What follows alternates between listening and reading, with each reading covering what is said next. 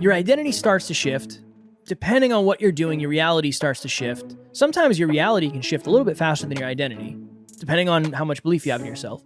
Then one day you wake up and you're like, oh my goodness, I can't believe my life is the way it looks. Are you the type of person who sticks with something for the long run? Maybe not yet, but you can become that type of person. So I have a belief that every single person has their own unique greatness in them. Next Level Nation, welcome back to another episode of Next Level University, where we teach you how to level up your life, your love, your health, and your wealth. We hope you enjoyed our latest episode. It was episode number 1347. You'll never feel like you deserve it until you do this. Today, for episode number 1348, I'm not the type of person that.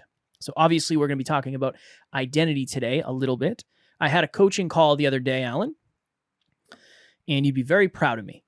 You never know. I'm supposed to be a podcast coach, right? That's what I say I am. But oftentimes we're talking about limiting beliefs, and we're talking about confidence, and we're talking about a lot of things, finances, business, whatever it is. So I have these clients, and oftentimes when I talk to them, they're like, we don't have any clients. We're trying to find more clients. We can't find anybody. And we had a really big breakthrough on our last call where so there's two people on this podcast, and one of them said, I have a thought. And I said, please, what do you got? And they said, well, I was actually around somebody who literally said to me, I could really use your help. And then I just went silent and I didn't follow up. I haven't even messaged this person. And I said, why? What's going on there? And we dug and we dug and we dug and we dug. And this person literally, and I didn't have this story thought of when we did this, where we came up with this episode, they literally said, I am not the type of person that talks about myself to other people. And I said, what do you mean by that? And they said, I'm just not the type of person to say, well, as a coach, I can really help you with your problems, or anything like that. I'm not the type of person who talks positively about myself in the presence of other people because I'm afraid it makes me look arrogant. I'm not the type of person. And we went very, very deep into the past and into parents and family dynamics and all that stuff. And it was a really powerful call. But anytime you say, I am or I am not the type of person I am not the type of person that, you are literally creating your identity. You're saying, you know what? I am okay with not trying blank. Or this could never happen for me because I don't identify as the type of person that could do it. And I don't know if we understand how important and how powerful your identity is. Even when I think back, I am not the type of person who's a business owner. That was mine for a long, long time. I am not the type of person who's good with math. I am not the type of person who knows how to send a good email. All of those things. Basically under the umbrella of, I am not the type of person who will be successful. I think that was my biggest thought, and all those limiting beliefs were the umbrella under that. But today's episode is that. What are you not the type of person that? And what are you the type of person that? Because whether we realize it or not, that is running our life more than anything else. Maybe other than your community, but it's really, really running your life. So I want to ask you something. So I am not the type of person that will be really wealthy. That is something that I think maybe unconsciously was running in your consciousness. Can you talk openly about what that's like while pursuing wealth?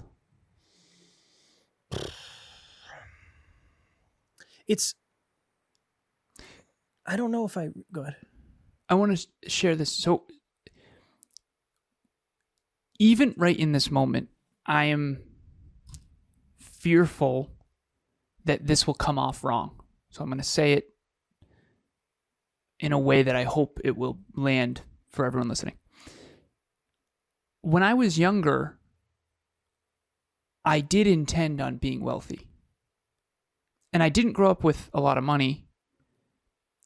When my stepdad left at 14, we had very little money. I got free lunch at school because of how low our income was as a family. So it's not like I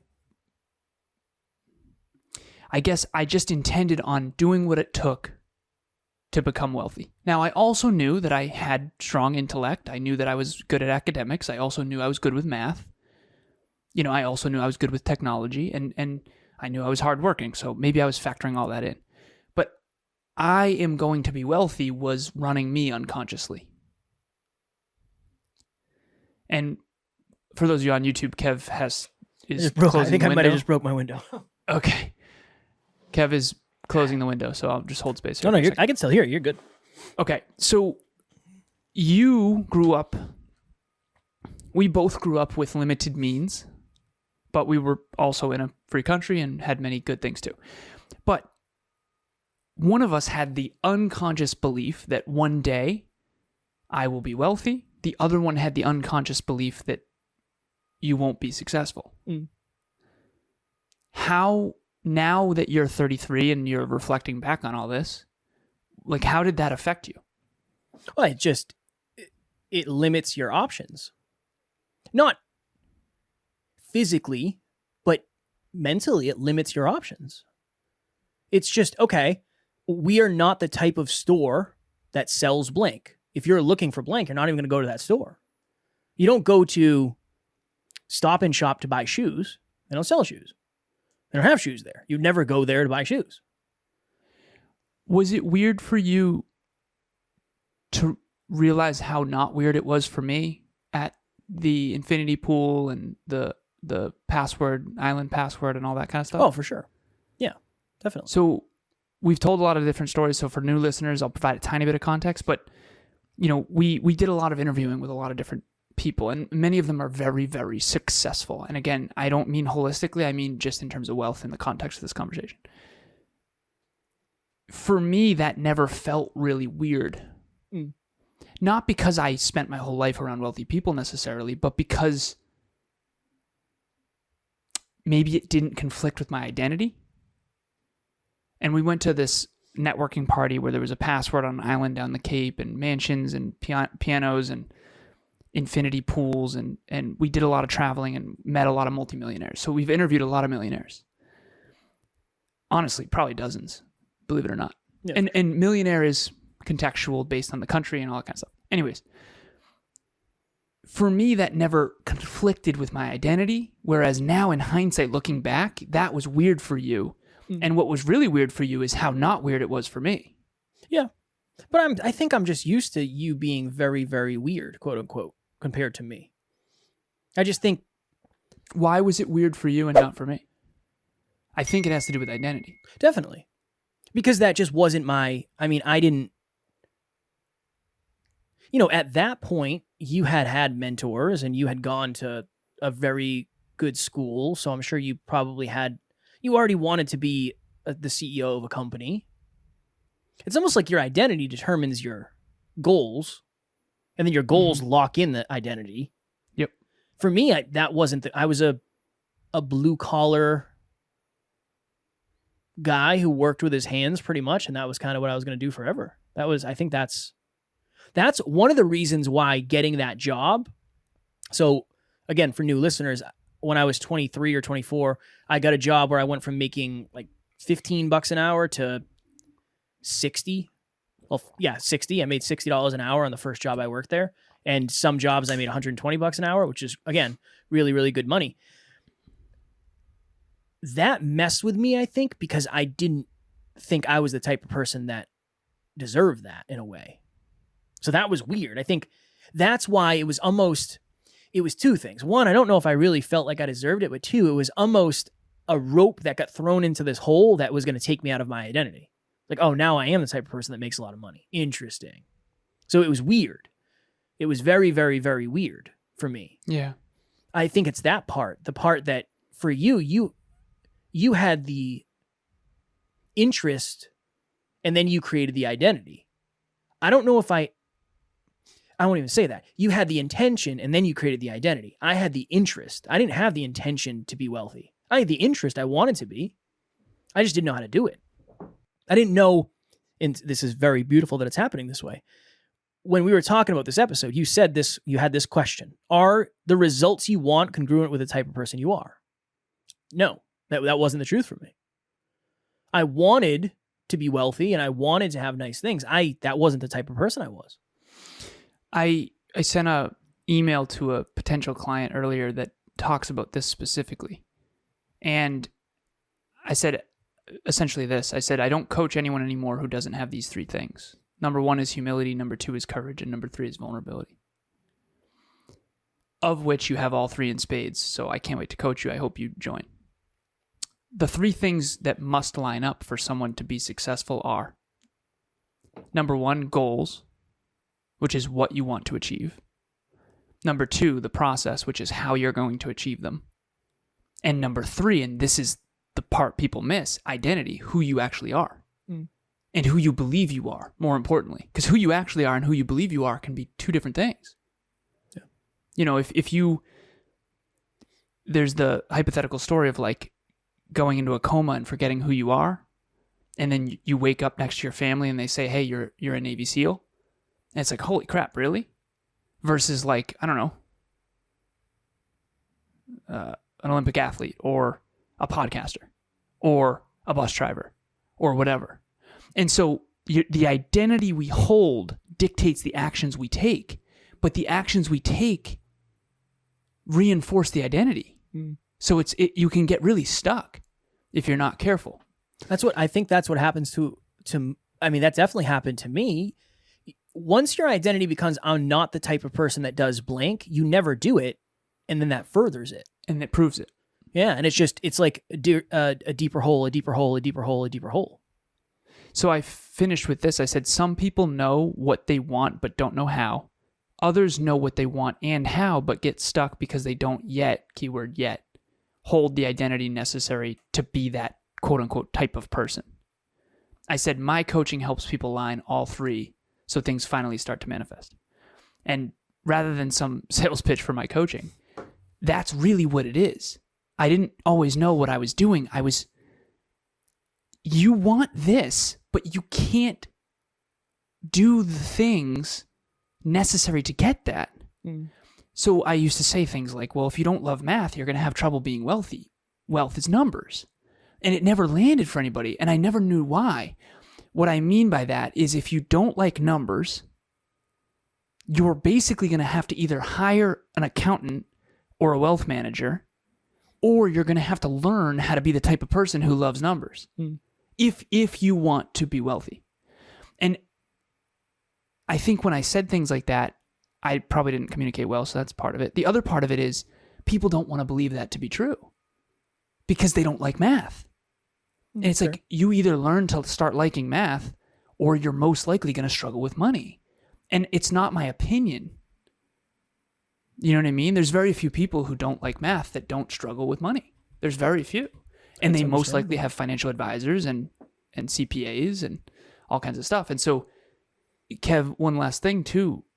You and I were in spreadsheets once, and Kevin and I didn't get along in high school. There's a whole story behind that. He was an athlete. I think he was popular. He doesn't think he was.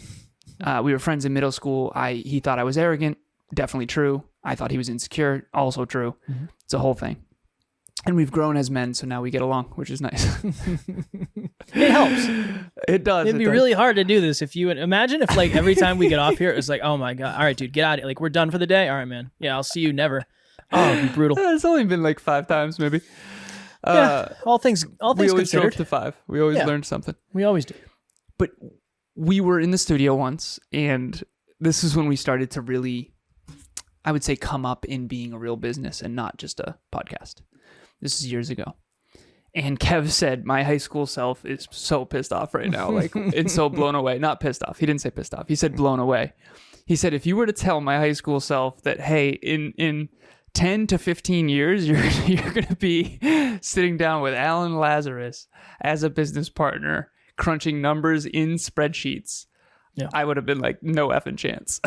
You know? Mm-hmm. Fair. And I think what you were really saying underneath all that is, this is a wild identity to hold. You didn't even think you'd be in spreadsheets, never mind next to me. And I think that what's interesting about that is your identity had to shift in order for all that to manifest. It had to.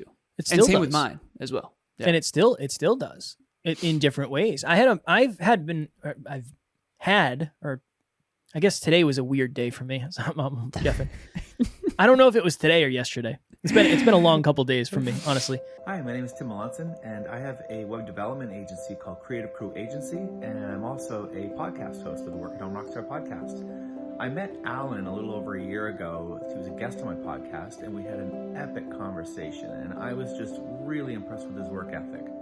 And so I decided to jump on board with him, and it's been a little over a year now. My business has grown, but more importantly, I feel much less stressed and much more purposeful with what I'm doing and the direction that I'm going. So I definitely highly recommend Alan. If you're looking for some accountability, if you're looking for some tools, then look him up, take him up on his consultation. I was looking at my calendar and I was like, okay, I get to go to the gym and then I get to come home and here's like the list of things that I get to do. It was very weird for me to say like, I'm on an interview and then I have 15 minutes, then I'm on another interview. I was imagining, I'm trying to get to it because this is the first time I've verbalized this. I was imagining what somebody else would create for my identity for me if they saw me. That's what I was, because it was like, well, this is kind of like what Evan Carmichael does. He's on an interview, he's on another interview, then he's on an interview, he does a coaching call, and he's doing whatever. And I had a weird moment where I was like, interesting. My day probably looks a lot like a lot of the people we look up to and have looked up to in the past. Not Evan. Evan's a great human. But we've had other mentors we don't necessarily speak with anymore. It was just weird how your identity starts to shift. Depending on what you're doing, your reality starts to shift. Sometimes your reality can shift a little bit faster than your identity, depending on how much belief you have in yourself. Then one day you wake up and you're like, oh my goodness, I can't believe my life is the way it looks. Because you don't really notice identity shifts that fast. You know? Making any sense? Mm-hmm. I think for you and I, it's different because probably I'm engineering the identity, the goals, and the process in advance. Yeah. So for me, it's not like. But this, you know, I'll give you this example. Go ahead. I think your internet is. No, it's definitely Jeff. Don't worry about it. Okay. Yeah. I'll give you an example. So when Emilia and I first got together, I talk about how this is beyond my wildest dreams. And it is. It's beyond what I thought was possible. And so for me, that was that. Like, I can't believe this is my life. I can't believe it's this good. That part resonates. But when it comes to like, being invited to interview someone at a mansion on a mountain with an infinity pool, for me, that was already calculated in a way. So it's not like surprising to me. Whereas with Emilia, it's like, holy crap, this is like beyond what I reverse engineered. You know what I mean? And so when you reverse engineer it, you're not really shocked when it shows up. That's why people think you're arrogant. I had that moment where you were talking because your identity in advance. Way in advance. Yeah, way in advance. And nobody could ever possibly know that you're adopting the identity you're going to need in 25 years, whatever. That's and very interesting. It is who I actually am too. It's not just my identity. It's accurate to who I actually am. Yeah. Maybe not always. I've been delusional. We've seen that. But it makes sense. I had that moment in this episode too of like why it would appear so arrogant because it's in advance of the results. Right. It's supposed to be. In the framework that I just mentioned, it's a pyramid. And the bottom of the pyramid, the foundation of the pyramid, it's kind of like the pyramids in Egypt. You have to do the foundation first. That's identity. It's actually a sandwich. The identity creates the goals, which, by the way, identity, I'm going to define it. What you believe about self. Okay, so imagine high self-belief, what you believe to be true about self. Okay, now you set goals based on that. If you don't believe self is capable, you're not going to set goals. Okay? Then, so you set the bottom of the pyramid first, identity. Then you set the goals based on that. Then you bridge it with the process. And eventually you actually manifest the results. And then people see you as that, even though you were saying it years ago. So you can think of on this journey, the last 6 years, like I was saying it way in advance every time. For sure. And then eventually it actually happened. You're like, oh my God, what? Right? And that's just the process of manifestation. And I'm not special in that. That's how it works regardless of me. And that's why I think self-belief is everything. What do you believe about self? That self-concept, which is what this episode's about, is absolutely everything. Because if you have a belief that you're not capable, you're never going to set the goal. Yeah. And if you do, it'll be a wish rather than like a really ingrained part of you. Well, this is a quote we used to say. I used to say, I don't know if you ever said it. This was like a very early hyper-conscious quote that we used to say. And I didn't come up with it. I'm sure I found it somewhere. What you believe about yourself is far more important than what anybody else believes about you. Definitely. Because I can tell Alan all day anything. Hey, you could do this, you could do this, you could do this. But there's a lot more resistance there if Alan doesn't believe it. I know. That's the hardest thing in the world is I'm blessed because I had you pouring into me, right? For sure. And for some reason, I just did whatever you told me. I don't know why. I wanted to win. I knew I could be successful if I just listened to what you said. You believed me. You didn't I believed believe you. Yeah. And I'm grateful because that's why your community is so seems to important. work out pretty good. Yeah. So far, so good. Another 80 years to go. So we're like, and you got to figure you take my advice over someone else's. And again, as arrogant as that might sound, I had more results than most. For sure. Right. So if you're going to take someone's advice, try to pick someone who you think knows. I don't believe in fake it till you make it. I never have, but I understand why people say it now more than ever because it's almost like, and again, I do like the act as if you are the type of person who already has what you desire. I like that. Hold that energy, but not, you can take that too far. Of course, because if you fake it till you make it, it stays fake. And you might never make it. What if you don't make it? Exactly, which is just fake. You look like it's a butthead. Yeah. It's just, you just look like a butthead. It's just ego. And we talked about that on, what episode did we do with the Drive to 5 where, we did inflated self-worth versus deflated. I don't know what it was, but anything when it comes to that last episode, I forget what the title was, but are you over or under in terms of your deserve it factor? What I try to do is become the person who deserves the result in advance of the result coming. So I'll give you an example. And I always say this on relationship talks, so I hope it lands for everyone. Emilia's 28 years old. She's the most magnificent human I've ever met. And of course, I'm biased, but it is my truth. I could never have been with her when I was 28. I'm 34. I'm more mature than I was at 28 by a significant margin. She's way ahead of where I was at 28 in terms of emotional maturity. So it wouldn't have worked. And I hope that lands for people. I had to become the man who deserved Emilia in advance of meeting her. Otherwise, I would have lost her when she found out that I'm not who I said I was. No. And this is why that happens in the dating game. We talk about this on relationship talks and conscious couples all the time. You meet someone and they're putting on their best show. When you get behind the scenes and they're not really that person, it's very hard to stay in that relationship with them. I had this one person that I dated, and it was like, it all looked really shiny on the outside, but when we started to really get closer and closer and closer, it's like, oh, okay, a lot of that is not real. And in real life, regardless of someone's Instagram, that's what really matters in the real world. And so fake it till you make it is dangerous for that reason. Because it's like, you always say it, it's like the McDonald's hamburger. It looks like the most delicious thing in the planet, and then it's a masterpiece on those commercials. Masterpiece on the commercials, and then you get the thing that you bought for $3.49, and yes, I know that number for a reason. And a McDouble, bacon McDouble, actually. Judge me if you will. And it looks like it got run over by a truck. It is still delicious, though. It is.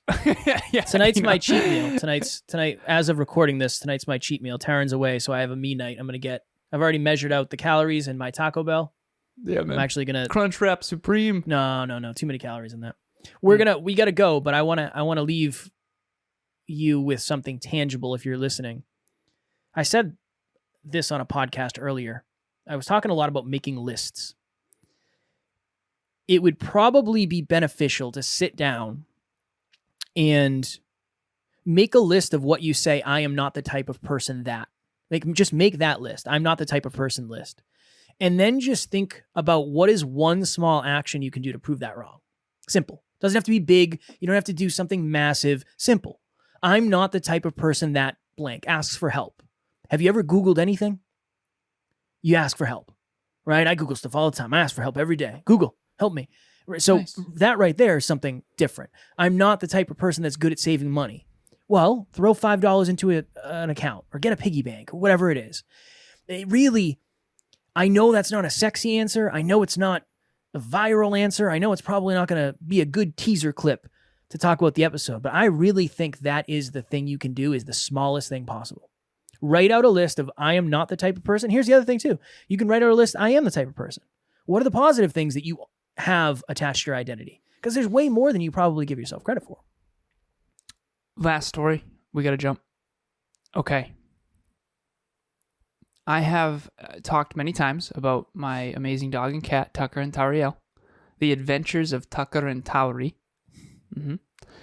Tucker does not believe that he can jump up on the bed when he has socks in his mouth.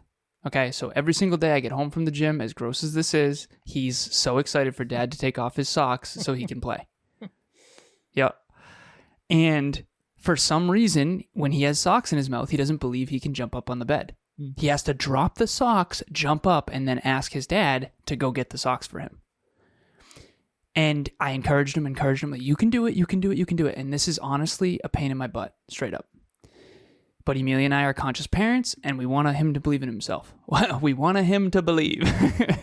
And so I do it every time. And not gonna lie, sometimes I just grab him and put him on the bed. I mean, what are we doing here, right? I need to watch my show and eat my food. Let's move on with our night. But it actually does work when I encourage him. I encourage him, and he actually can prove to himself that he can do it. Now, does he forget in 3 days and I have to do it again? Yes, but he's also a dog.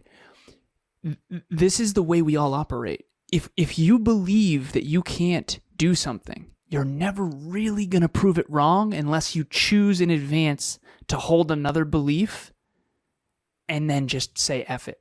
Give it a shot. And I don't know how you do that, Kev, because I always believed we'd be successful in podcasting. So for me, it was way easier. I was doing things that were congruent with my identity. You had to I need really the results. Shift a lot. I've noticed, I don't know if you've noticed, I mean, I think you have. I don't know if the audience has, if the listeners, if you've noticed an energetic shift. I feel different since I got that car. 100%. I feel like a man. I don't know how to explain it. I feel like a full-grown adult man who has wisdom. I don't know. Nothing changed. But my identity kind of did. Yeah. That's my identity shifted. Now, again, that's what changed. That's a dangerous game if external results are dictating 100%. Your identity. And I try to say that is human nature too, though. So there's some validity to that being common. Yeah. I actually think that's more common than people think. And then what's unfortunate is if Kev all of a sudden started selling a course on how to get a BMW because now he feels like a man. A better example would be now Kevin sells a course on how to be a better man because he feels like a man because of a BMW. Right. And again, in this case, Kevin happens to be a great man, so that would work. But that's what a lot of people are doing. They're stumbling upon results, holding the identity that's not real, and then trying to teach other people how to get the result. Yeah, for sure. And it's so unfortunate that this industry is built on a lot of that. And I told Kevin in advance, I said, that person didn't create that. They got lucky and that their business partner actually did, and now they're teaching something they don't actually know, that they didn't reverse engineer. So everyone be very careful of, if you didn't reverse engineer it, it's very hard to teach it. That's like me. Confident. I just happened to make chocolate cake, and now I'm selling my chocolate cake recipe that won't necessarily work for you because you have a different kitchen and different ingredients and different person and all kinds of stuff. So anyways, fire. We digress. Next Level Nation, June 1st, 2023, our next monthly meetup, always free, always private. It is how to stick with something for the long run. We all want to be more consistent. We all want to be more committed because we all want better results. And if you want great results, you have to stick with something for the long run. Please join us. We'll have the link in the show notes. You do not have to participate. You don't have to have your camera on. You don't have to have your microphone on. You can just be a fly on the wall. If you would like, we would love to have you there. Are you the type of person who sticks with something for the long run? Maybe not yet, but you can become that type of person. So I have a belief that every single person has their own unique greatness in them. And I think it's unique, and I think it's something that tends to be different than others, aka unique, which is why it tends to get doused out. There's a great TED Talk that talks about how Ken Robinson talks about how schools unintentionally kill creativity. There's a creative, awesome part of you that really does believe in your own abilities. Maybe it's just been shrunken so much over time, okay? I wrote a blog specifically about that part. And it's called How to Express Uncomfortable Truths, and it's about something called the truth dial. And it's really just like a light dimmer. You dial yourself up or you dial yourself down, and we want to try to dial you up. And it's uncomfortable, and it's difficult, but it's there, and you can do it. So the blog is launching officially today, which is Wednesday recording this. So this is Friday, so it should be launched. The link will be in the show notes. It's probably a 5-minute read, and it's talking about how I used to suppress a lot of my truth and how I'm dialing myself up. So, and how I did it and how you can do it too. Tomorrow for episode number 1349, what part of your childhood is still running you? Even when we talk about identity, I know oftentimes we say, well, I did this last week, I did this last month, I did this 3 years ago. Oftentimes our identity and what we believe about ourselves and the stuff that's running us is from our childhood, whether we know it or not. So we will talk about that tomorrow. As always, we love you, appreciate you, grateful for each and every one of you. And at NLU, we do not have fans, we have family. We'll talk to you all tomorrow. Choose an empowering identity. Next Level Nation.